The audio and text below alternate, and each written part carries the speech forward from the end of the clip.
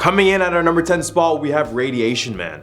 This is the story of a man who was kept alive for 83 days just so doctors could see the effects of radiation and how long a human could last. In 1999, 3 technicians at a nuclear power plant in Japan were involved in a catastrophic accident that left one of them, Hisashi Uchi, with the highest dose of radiation any human has ever experienced. Uchi, along with Masato Shinohara and Yutaka Yakukoa, were working at a plant when a nuclear reaction occurred, emitting neutron radiation and gamma rays all over the place. As a result, Uchi received a devastating 17 sieverts of radiation, while Shinohara and Yokokawa received fatal doses of 10 and 3 sieverts respectively. The effects of radiation on Uchi were immediate and severe, causing burns and completely damaging his internal organs and immune system. Despite being treated by a team of top medical professionals from around the world, Uchi's condition continued to deteriorate. He underwent numerous skin transplants and was kept alive through the use of blood and fluids, including drugs and life support. Tragically, on the 59th day of treatment, Uchi's heart stopped 3 times in just 49 minutes, causing severe damage to his brain and his kidneys. He eventually passed away on December 21st, 1999 due to multi-organ failure, spending the final 83 days of his life in intense pain and suffering. At a number 9 spot, we have the Unit 731. Yup, this story is terrible. Unit 731 was a Japanese biological warfare research unit that operated in China during World War II. It was headquartered in a facility in the Pingfan district, located in China, and they conducted experiments on human subjects in order to test the effectiveness on biological weapons and even study the effects of various diseases. The unit was established in 1936 and operated until the end of the war in 1945. It was led by Shiro Ishii, a Japanese army doctor, and was composed of several hundred scientists and medical professionals. The unit conducted a wide range of experiments on human subjects, including prisoners of war and civilians, often without their consent or even their knowledge. Some of the experiments conducted by Unit 731 included infecting subjects with diseases such as the bubonic plague, cholera, and typhoid fever. They would also study the effects of frostbite by deliberately exposing subjects to extreme cold and performing surgeries on live subjects without any sort of anesthesia. As a result, many of the subjects died in these experiments, and the unit is believed to have killed thousands of people during its operation. After the war, many of the members of Unit 731 were granted immunity from prosecution in an exchange for sharing the data they had collected with the United States. This decision has been heavily criticized, obviously, as it allowed the perpetrators of these atrocities to evade accountability for their actions. However, in more recent years, the Chinese government did call for Japan to take responsibility for this Unit 731 and to provide compensation to the victims and their families.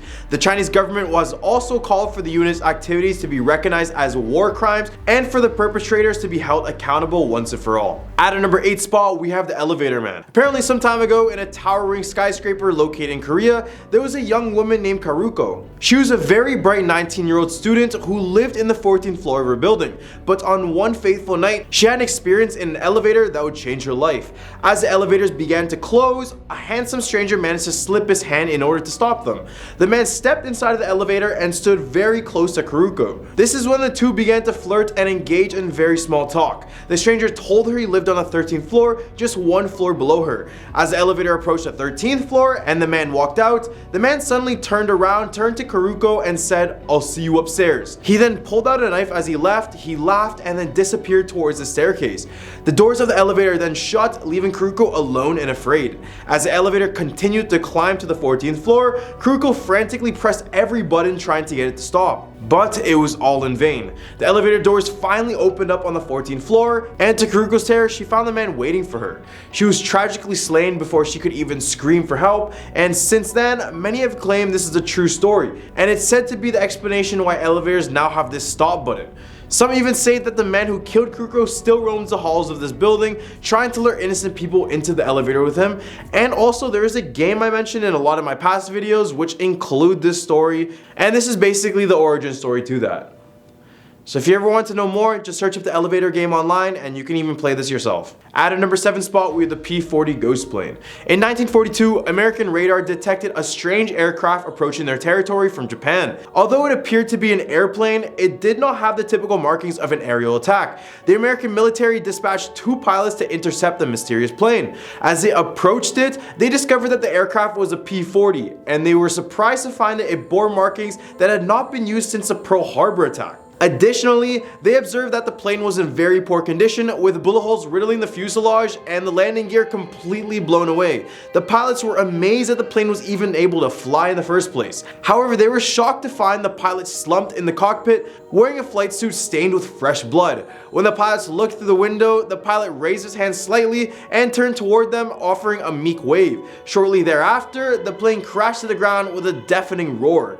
American troops arrived at the crash site but found no evidence of the pilot or any identifying markings from the plane. Researchers later found a diary at the crash site that helped them to determine that the plane must have come from Mindanao, which was an island 1,000 miles away. The rest of the story still remains a complete mystery. Some have speculated that the plane may have been downed over a year earlier and the pilot managed to survive on his own in the wild. He could have scavenged parts from other downed aircraft, repaired his airplane, and then navigated his way back to the homeland through hostile territory. However, the mystery remains as to how heavy the P-40 aircraft could have taken off without any sort of landing gear. Japanese records confirm that an American P-40 flew over Formosa on December 8th, 1942, but where it came, where it was headed, and how it even got airborne still remains a mystery. At a number 6 spot with the Maria Labo. Maria Labo was a woman from the province of Capiz in the Philippines who had a happy family consisting of a loving husband and one son. However, she decided to work abroad in England for the sake of her family's financial stability.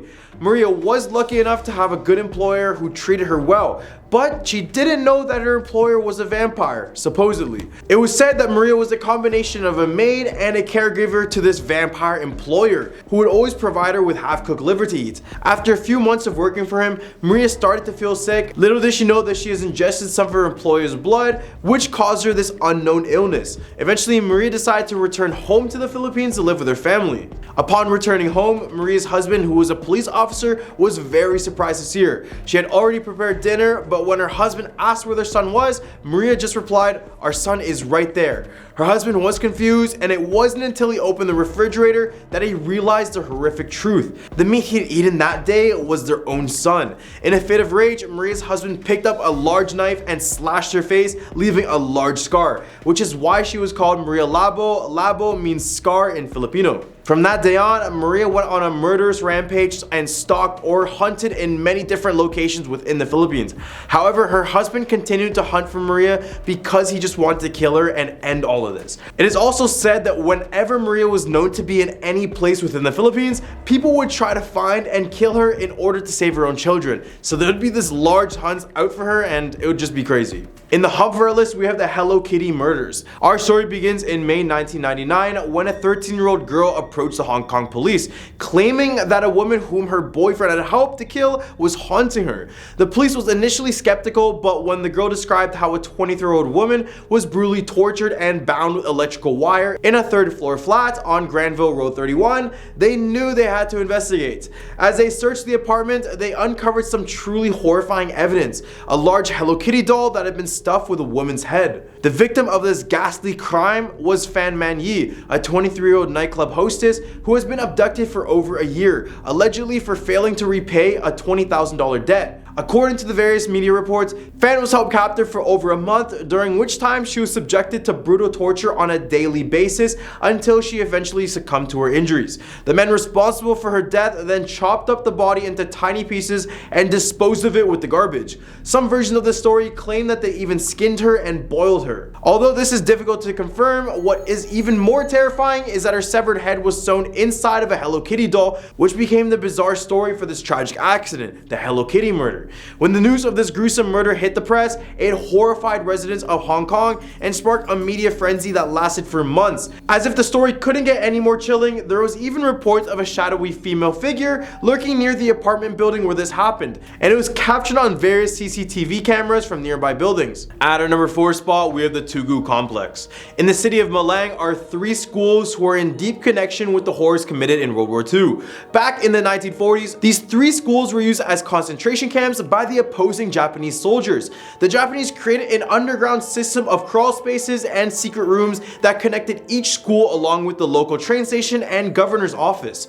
This would ensure accessibility everywhere. Legend says that 2 teenagers attempted to explore these tunnels and secret passageways, but after a short time, one student came out screaming while the other one was found weeks later in the train station in a trance-like state and unable to speak about the horrors he saw. Many believe it was the ghost of those who lost their lives there in World War II.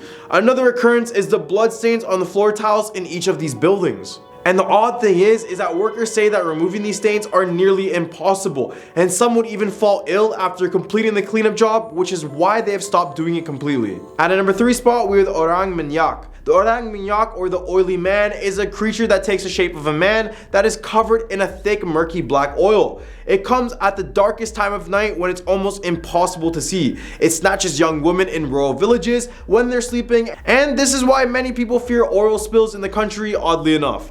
It can shapeshift into oil to slip through cracks in the walls and the floors, so there's basically no place to hide from the Orang Minyak. In Malaysia's past, young women were told to wear clothing that was worn by a man so that this creature couldn't catch their scent. Keeping a mirror nearby, it was also a must because this creature doesn't like to see their own reflection.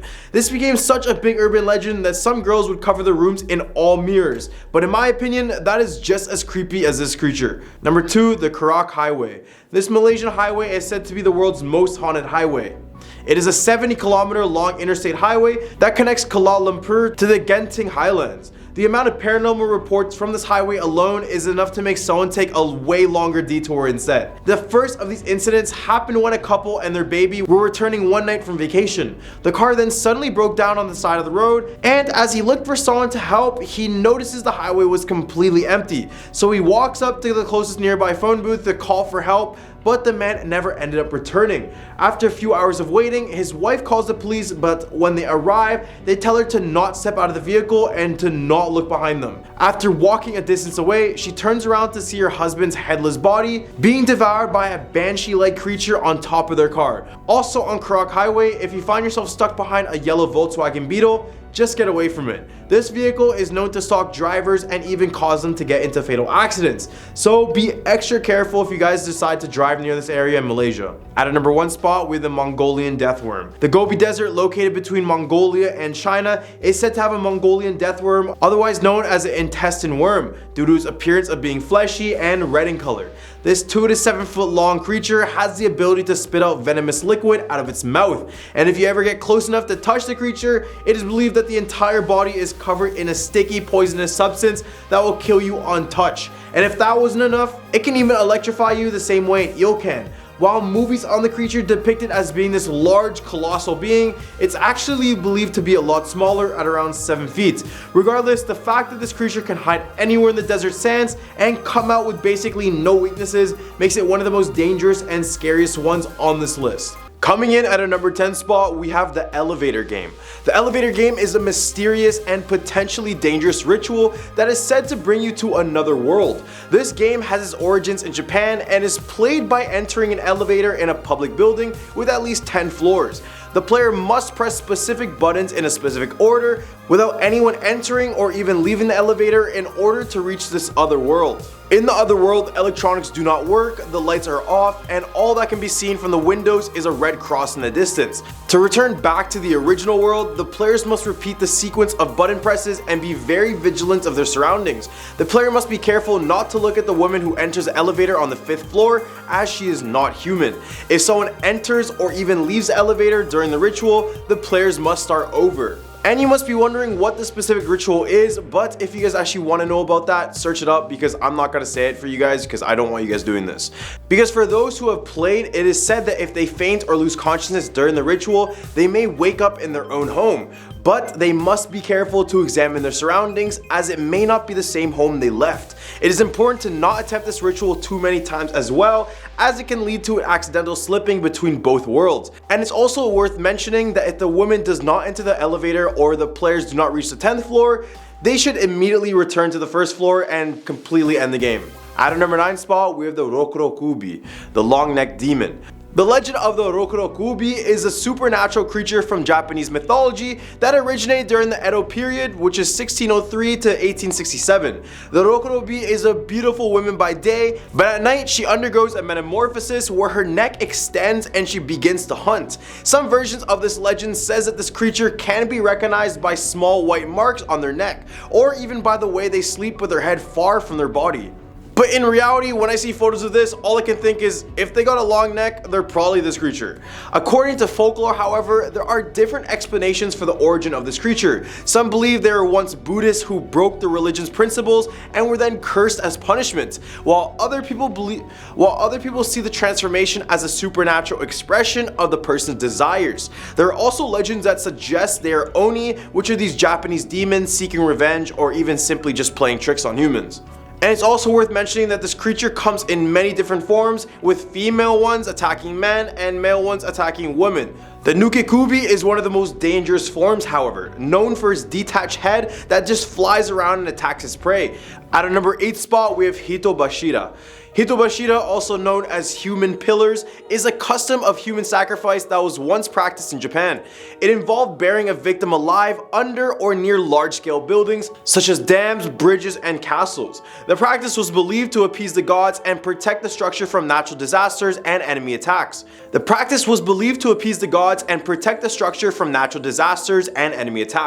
tradition of human sacrifice in Japan dates back to the construction of aristocratic tombs in ancient times. The use of human pillars persisted in various parts of Japan until the 16th century. Legend has it that the Maruoka Castle, one of the oldest surviving castles in Japan, was built with the help of a human pillar named Oshizu. When the stone wall of the castle kept collapsing, a vassal suggested the use of a human sacrifice, Oshizu, who is this one-eyed woman living in poverty who volunteered to even become this human pillar in the first place. But she did this under one condition, and that one condition being that one of her sons was turned into a samurai. She was buried under the central pillar of the castle keep, and the construction was successfully completed. However, her son was not made a samurai, and thus her spirit has caused moat to overflow with spring rain every single year, and some people even report to see her ghost when they enter and visit this castle. As a result, people erected a small tomb to soothe her spirit, and a poem was even handed down about the rain caused by the tears of Oshizu's sorrow.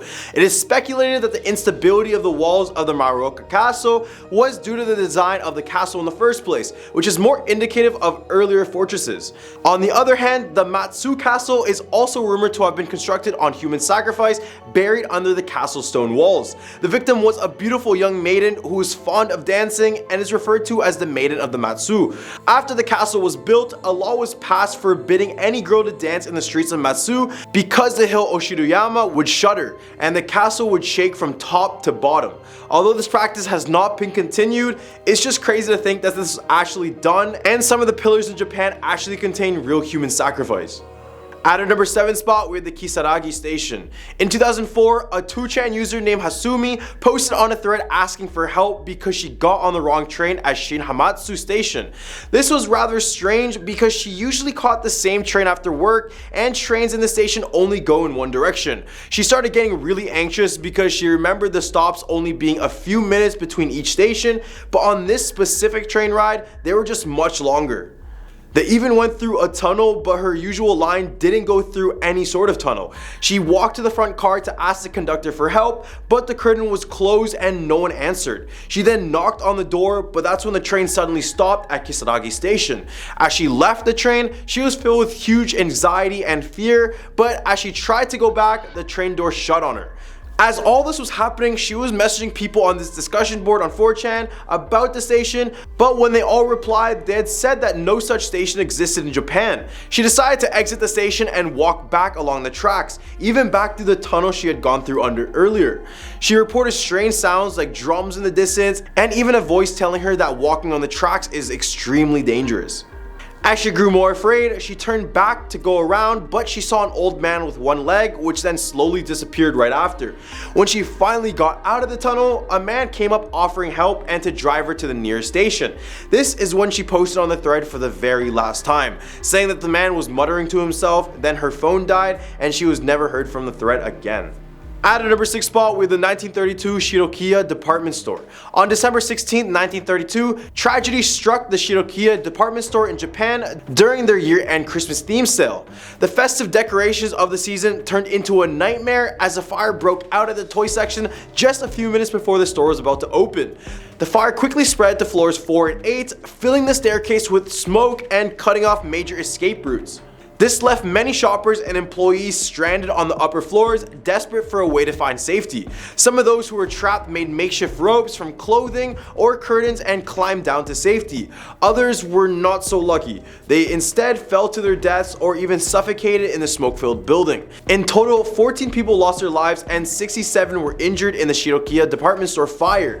In the aftermath of the fire, stories and legends began to circulate about the tragedy. One particularly interesting legend relates to the traditional dress of the saleswoman in the store. At the time, it was customary for women who wore traditional kimonos to go without panties. According to this urban legend, some of the saleswomen in kimonos who were trapped on the upper floors chose not to jump the safety nets that had been set up below because they were just ashamed to not be seen below without underwear. While there is no real proof that this legend actually existed, it is said to have led on to an increase in the popularity of Western style panties in Japan, which is both odd and kind of terrifying at the same time. I don't know what to think. In the hub for our list, we have the ghost taxi passengers. After the devastating 3/11 earthquake and tsunami that hit the northeastern Japan coast, sightings of yurei or ghosts have increased drastically in cities like Ishinomaki in Miyagi Prefecture. As these spirits have not been properly put to rest, some may have not even been aware that they are dead and are often searching for a way home. As a result, taxi drivers all over this place have long been subject to ghostly encounters in the form of passengers trying to go home or to a very specific place. This has almost become a norm for taxi drivers around Japan to be asked if they had ever had a ghostly passenger before.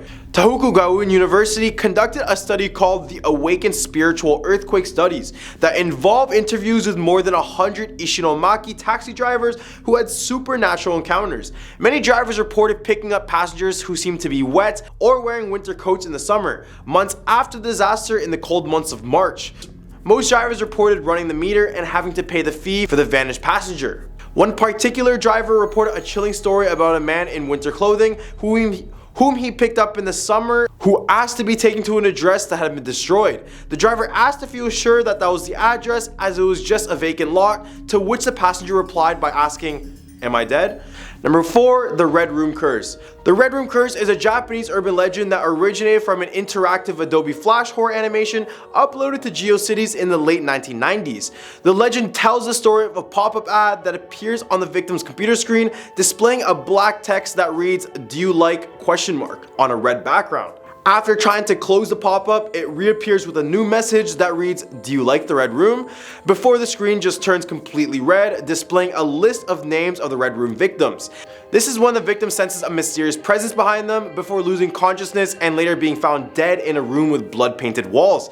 The legend gained notoriety in 2004 when a 12-year-old schoolgirl was murdered by an 11-year-old classmate known as Girl A in Sasebo. It was reported that Girl A was a fan of the Red Room Curse animation and had the video bookmarked on her computer at the time of her death. And of course, this incident led to widespread discussion and fear for this curse. Then in 2016, a short film titled The Red Room Curse was released and was inspired by this urban legend, of course. The film brings the legend to life and is sure to give anyone who watched it a chilling experience. So if you guys kind of want to know what this Red Room is about, watch this film because it'll give you all the insights. Number 3, the Ushi Oni. The world of Japanese mythology is full of terrifying creatures, but none are quite as fearsome as the Ushi Oni, also known as the Ox Demon. This class of monster is found near bodies of water and is known for its savage and cruel nature. Although there are different types of Ushi Oni, they all share similar traits that make them unmistakable. Perhaps the most terrifying thing about these monsters is their insatiable appetite for human flesh. Then on top of that, they breathe toxic poison, making them even more deadly. The Ushi Oni is not to be trifled with as well, and many people who have encountered one have not lived to tell the tale. It is worth mentioning that the Ushi Oni is not always a solitary creature either. They are known to work together with other yokai or supernatural creatures such as the Nura Onna and the Iso Onna. These yokai use their charms to lure unsuspecting men towards the water, where the Ushi Oni is waiting to pounce and make a meal of its victims. The appearance of the Ushioni is quite unique and interesting as well. Much of them resemble an ox from the head up, but their body is a demonic horror. However, there are many variations on this theme, including one with a spider-like body, another one with a cat-like body, and even one with the body of a kimono-clad human. Pretty terrifying. Number 2, the cursed Kleenex commercial. In 1986, Kleenex released a commercial in Japan that sparked a series of disturbing urban legends. The ad featured a woman in white and an ogre-looking child sitting on a pile of hay and enjoying Kleenex tissues, all while singing the song "It's a Fine Day" by Jane and Barden played in the background. Almost instantly after the commercial was aired, TV stations and Kleenex corporate allegedly began receiving complaints about the ad, with many people finding unsettling. Some claim that the entire film crew met untimely deaths in freak accidents following this, while others said that the child in the commercial had passed away immediately after filming this. There are also rumors that the actress Kaiko Matsuzaka had either passed away or even been committed to a psychiatric hospital. Others claim that when the ad came on at night, the singer's voice in the commercial transformed from that of a young soprano to a raspy old woman's. And the ad was so unsettling to the public that Kleenex eventually pulled it off air and replaced it with a completely different one. At a number 1 spot, we have the Kaikoji Temple. This place has nothing really scary about it, except the fact that it has mummified bodies on display. Okay, maybe it's a bit scary. These mummified figures are known as the Shukumbutsu, also known as the living Buddha or Buddha mummies. These are in fact real people, and these are the bodies of the priests who belong to the Shingon sect of Japanese Buddhism. All of these mummies we see are priests who made the drastic decision in self-mummification. And I don't know what it is, but there's something about a body that being fully intact for hundreds of years that makes it so creepy. The process for the mummification would actually be very intense as well, and for the first 1,000 days, and it would go a little something like this. For the first 1,000 days, they would do extreme fasting and exercising. Then on the next 1,000 days, they would reduce their diet to a bare minimum in order to fit in this thing. The last 1,000 days would consist of entombment. Basically, many would bury themselves alive, essentially while in a deep state of meditation in order to reach enlightenment. Number 10, the cursed Kleenex commercial. In 1986, Kleenex released a commercial in Japan that has sparked a series of disturbing urban legends. The ad featured a woman in white and an ogre-looking child sitting on a pile of hay and enjoying Kleenex tissues while the song "It's a Fine Day" by Jane and Barden played in the background. While almost instantly after the commercial was aired, TV stations and Kleenex corporate allegedly began receiving complaints about the ad, which many found very unsettling. Some people claim that the entire film crew met untimely deaths in freak accidents following this, while others said that the child in the commercial had passed away immediately after filming. There are also rumors that the actress Kaiko Matsuzaka had either passed away or been committed to a psychiatric hospital or even became pregnant with a demon baby following the commercial. Others claim that when the ad came on at night, the singer's voice in the commercial transformed from that of a young soprano to a raspy old woman's, and the ad became so unsettling to the public that Kleenex eventually pulled it and replaced it with a different one. However, after doing further research, Kaiko Matsuzaka, the girl in the video, is alive and well, and besides that, it's not that bad of an ad. Or at least I think that. At a number 9 spot, we have the Sony timer. The Sony timer, also known as a Sony kill switch, is a rumored feature that is said to exist in electronic devices produced by Sony. The feature was that Sony devices were equipped with a timer that causes the product to stop functioning after a predetermined period of time, forcing you to purchase a replacement. Considering the stuff we know about the Apple updates slowing your phone down, this is really not a surprise now. Anyways, the legend of the Sony timer originated in Japan in the 1980s and early 1990s, and despite the lack of concrete evidence to support the myth, a significant portion of the Japanese population believed in it. The legend remained confined in Japan until 2006, when a recall of over 4 million Dell laptops equipped with defective Sony lithium batteries rekindled the legend of the Sony timer. And despite Sony's efforts to contain the rumor, it eventually came to the knowledge of consumers outside of Japan and had a negative impact on the sales of Sony Vaio laptop computers. Then more recently in 2021, the legend resurfaced once again when an anti-cheat measure in the PlayStation Network had the potential to render games unplayable on certain PlayStation consoles.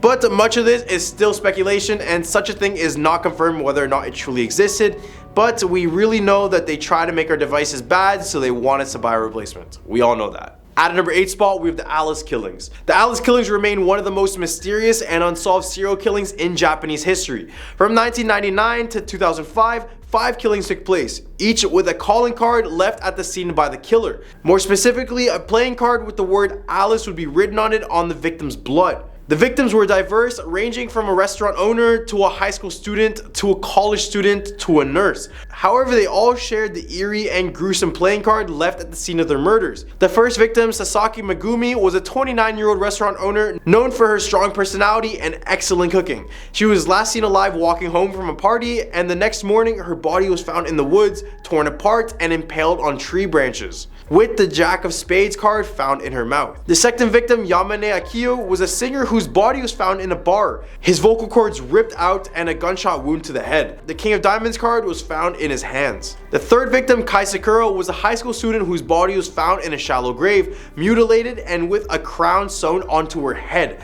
The Queen of Clubs card was found on a stick marking the grave. The fourth victim, Hasegawa Hiroki, was a college student whose body was found with the Ace of Spades card. The fifth and final victim, Takahashi Ayumi, was a nurse whose body was found with the Joker card. After doing further research, fortunately this person never existed in Japan, but in reality there was a serial killer who was caught that was using playing cards, except it was in Spain, not Japan. They were caught in 2003 and sentenced to 142 years in prison, and not to worry, they do not have a pack of playing cards with them, nor will I think they will ever be allowed to play with cards ever again. Number 7, the Howling Inuwaki Tunnel. The legend of the Inuwaki Tunnel and the village has been a source of fascination in Japan for decades. Located in the remote mountains of the Fukuoka prefecture, the tunnel is said to be haunted by the ghosts of those who went missing inside of it, and is only accessible through an abandoned village called the Inuwaki village. According to the legend, all who enter the village are doomed to a violent death, and the Japanese constitution does not apply there.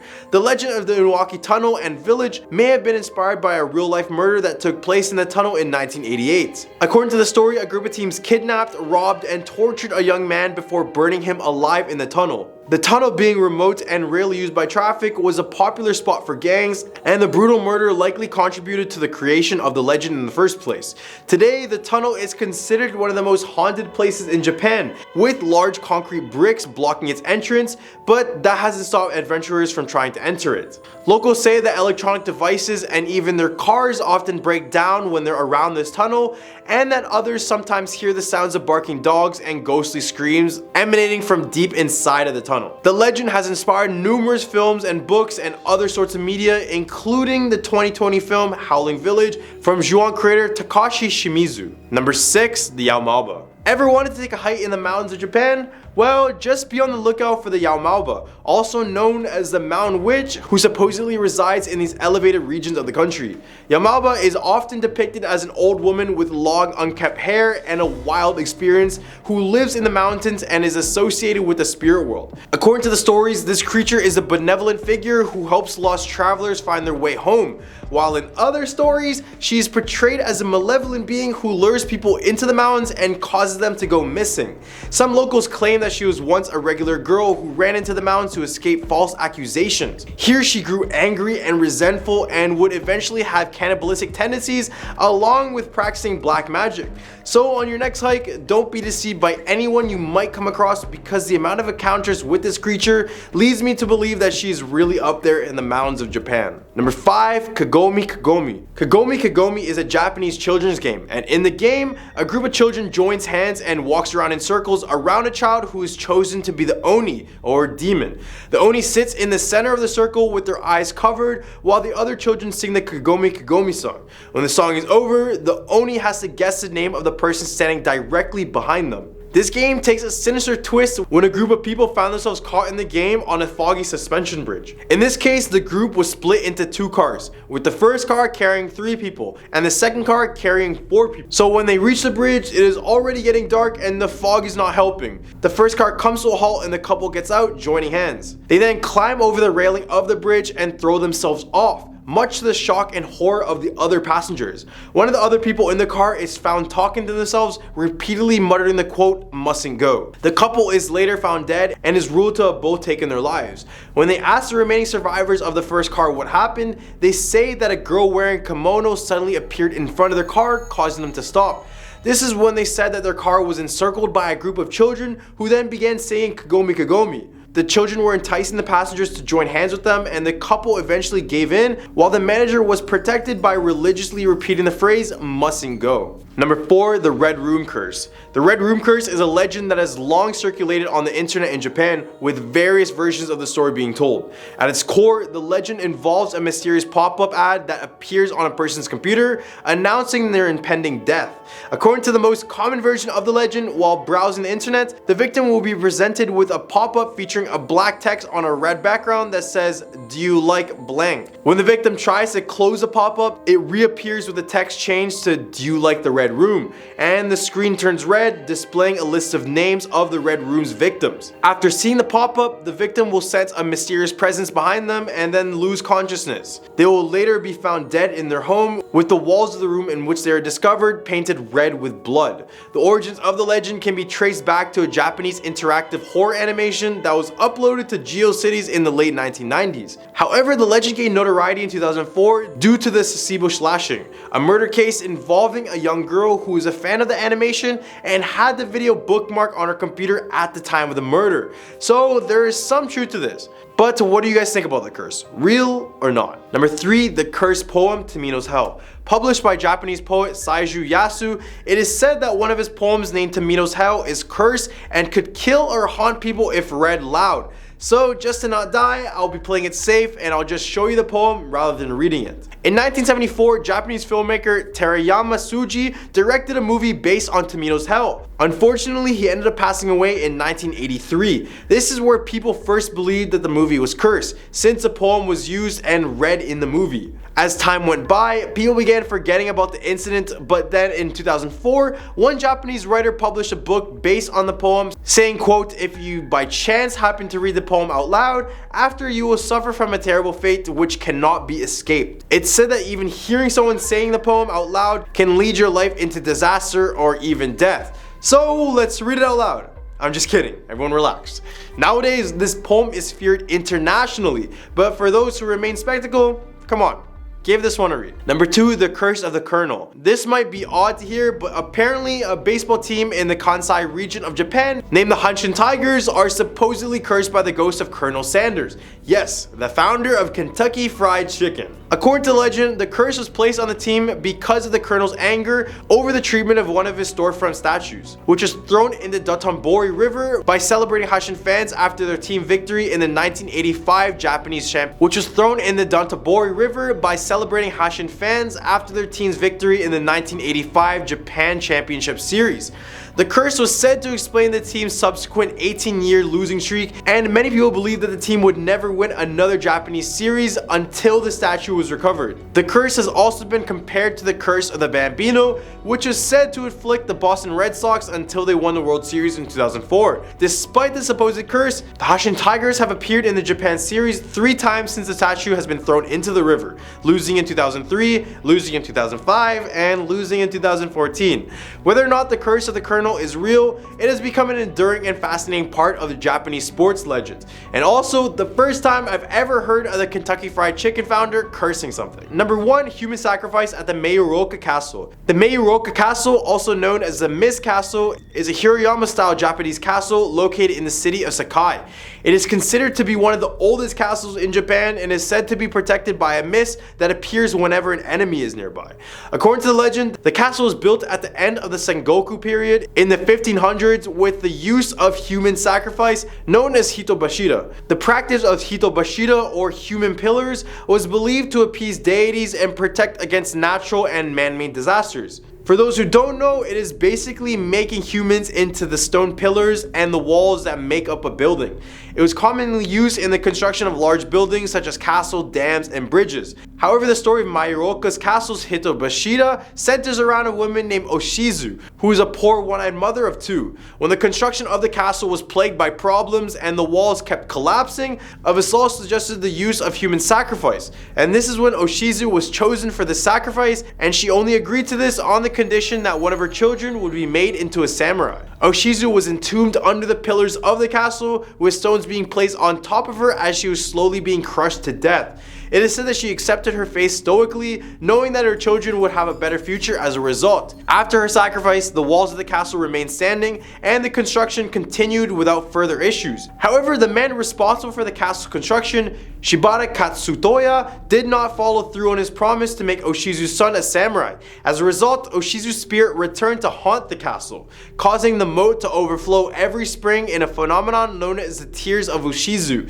To this day, the Mairoka Castle is said to be haunted by the vengeful spirit of Oshizu. Some claim to have seen her ghost wandering the castle grounds or heard her haunting cries in the castle during some nights.